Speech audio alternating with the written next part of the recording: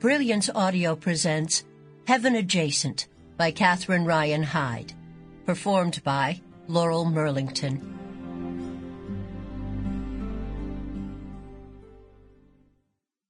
3 months after the move. Chapter 1. When somebody hands you a fish. Roseanna was standing under the barely warm water in her tiny, cold makeshift shower when the bell at the gate began to clang. She cursed to herself a few times, under her breath, but out loud, rinsing off more or less all at once and grabbing a towel. She stepped out into her shabby and small add-on bathroom, toweled her hair briefly, then wrapped the towel around herself. Roseanna stuck her head out the bedroom door, leaving most of her body still in hiding. From there, through the living room window, she could see a young man of 20-something standing at the gate.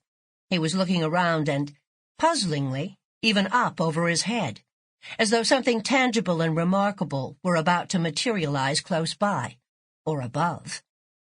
"I'll be there in a minute," she bellowed. She could see by his reaction that he heard, but he never seemed to get a bead on the direction of the sound.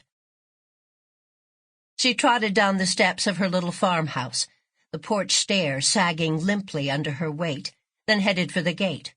She was still a bit huffy, and she knew it. She could feel the ball of irritation tucked under her ribs.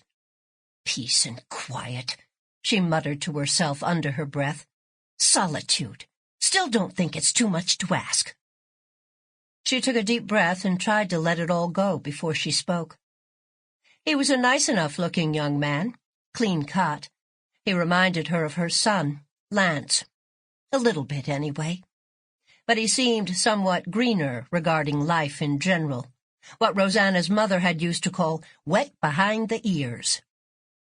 "I'm sorry I got you out of the shower," he said. "What can I do for you?" she asked, without addressing whether he was or was not forgiven. "I was hoping to get your story."